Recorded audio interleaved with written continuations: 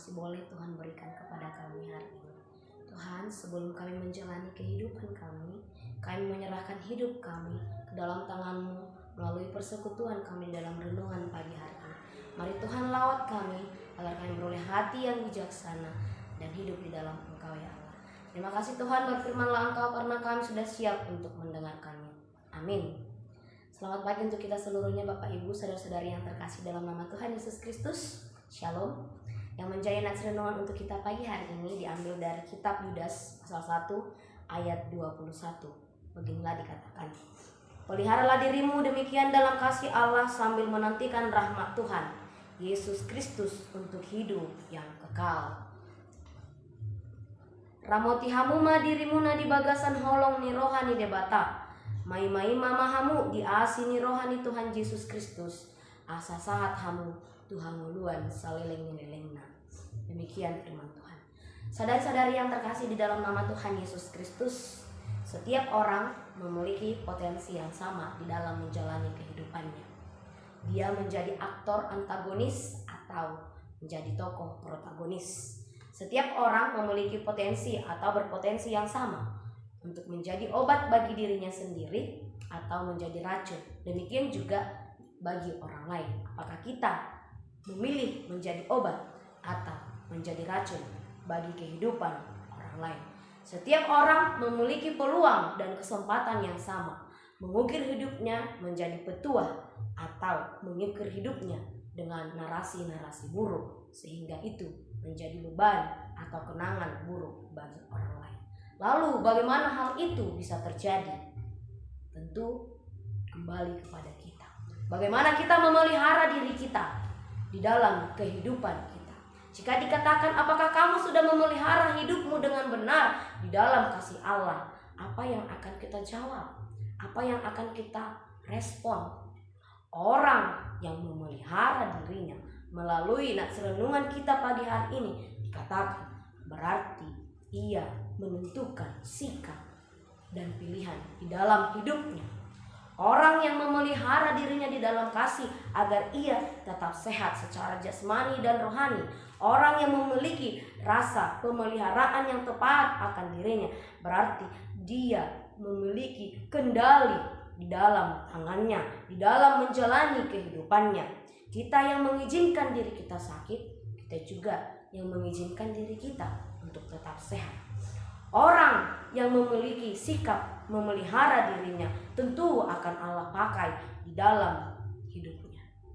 Sesungguhnya Allah bisa saja tidak memakai kita, tetapi Allah menetapkan 3 sarana, yaitu firman Allah, doa orang percaya, dan juga komunitas orang percaya untuk dipakai Allah menjadi perpanjangan tangan Allah di dalam dunia menantikan tahun rahmat Tuhan.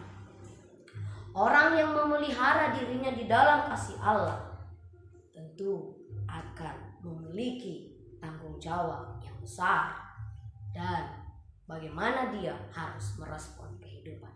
Bapak Ibu saudara-saudari yang terkasih dalam nama Tuhan Yesus Kristus, kita akui dan kita harus jujur bahwa kita sering sekali gagal untuk memelihara diri kita, memelihara iman kita, memelihara spiritualitas kita karena tuntutan dunia, karena relasi, karena tawaran-tawaran dunia yang begitu membuat kita lupa akan Allah.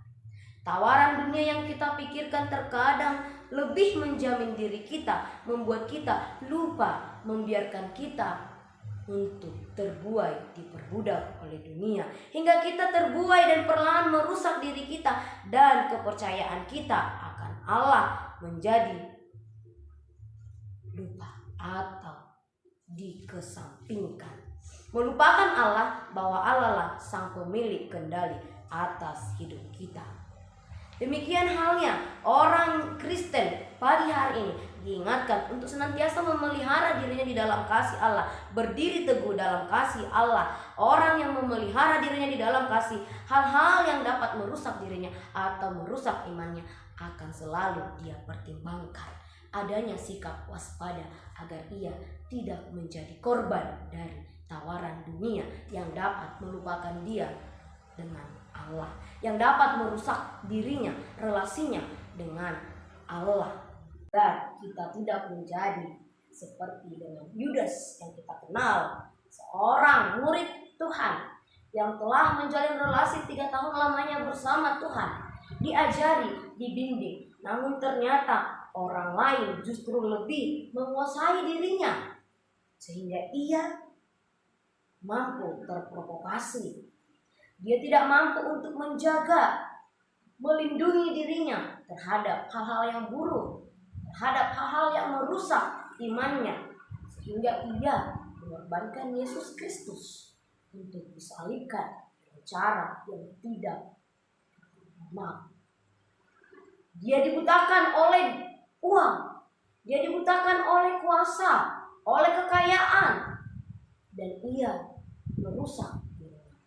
Ia merusak kepercayaannya, ia merusak relasinya dengan Allah. Dan akhirnya kita lihat bagaimana ujung hidup dari Yudas, yaitu mati dengan keadaan bunuh diri. Banyak sekali tawaran-tawaran dunia yang membuat kita kadang gagal memelihara diri kita di dalam kasih Allah. Tidak salah untuk mencari uang, ekonomi, bahkan tidak salah untuk mendambakan kesuksesan. Tetapi hasrat yang berlebihan akan cinta akan uang, haus jabatan, mengutamakan pengakuan publik, menempatkan diri pada hal-hal yang hanya memberikan kehormatan, cenderung akan membuat kita jatuh kepada kemegahan diri, kesombongan, melupakan Allah, hingga kita gagal memelihara diri kita. Inilah hal-hal yang membuat kita sering sekali gagal untuk memelihara hidup kita tetap di dalam Allah.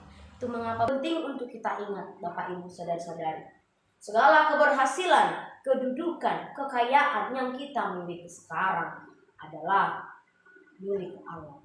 Kita harus ingat dan hidup di dalam prinsip segala yang kita peroleh, keberhasilan yang kita tuai saat ini hanya sementara, sifatnya tidak menetap, dan hanya pemberian Allah semata.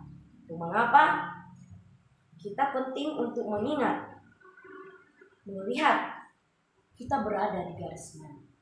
Apakah kita didominasi di garis berkat atau justru di garis beban? Apakah kita memelihara iman kita di dalam kasih atau justru memelihara diri kita oleh dunia, dipelihara oleh dunia? Apakah kita memelihara iman kita di dalam Tuhan atau menjadi budak duniawi? Sehingga ketika kita benar-benar mampu memelihara diri kita di dalam kasih, di dalam Allah, maka kita akan hidup dalam evaluasi diri. Setiap hari kita melihat, apakah aku sudah menjadi berkat hari ini? Apa aku menjadi beban hari ini? Apakah aku menjadi pelaku aktor kehidupan yang antagonis hari ini? Atau menjadi tokoh protagonis dalam menjalani kehidupan? Ada pertobatan setiap hari. Itulah karakter orang yang senantiasa memelihara diri di dalam kasih Allah untuk menantikan tahun rahmat Allah. Dia akan selalu mengalami pertobatan setiap hari. Tetap rendah hati dengan apa yang ia peroleh, dengan apa yang ia lakukan, karena ia sadar bahwa itu adalah cara Allah atau kesempatan yang Allah berikan kepadanya. Selalu berupaya untuk dipakai Allah secara maksimal, dan segala yang sesuatu yang ia lakukan hanya untuk kemuliaan Allah, bukan untuk kemuliaan dirinya sendiri. Maka dengan demikian, orang yang memelihara dirinya dengan baik di dalam kasih Allah, dia akan maksimal untuk menantikan tahun rahmat Tuhan. Maksimal menantikan tahun rahmat Tuhan. Peliharalah dirimu agar tidak terbuai oleh tawaran dunia, terbuai oleh roh-roh sama Tuhan. Hiduplah di dalam Tuhan dan nantikanlah tahun rahmat Tuhan, karena kita memiliki potensi yang sama, menjadi berkat atau menjadi beban bagi orang lain. Tuhan memberkati. Selamat pagi. Amin. Kasih karunia dari Tuhan Yesus Kristus serta kasih setia Allah Bapa dan persekutuan Roh Kudus memberkati dan menyertai kamu sekalian hari ini, esok, dan sampai selama-lamanya. Amin.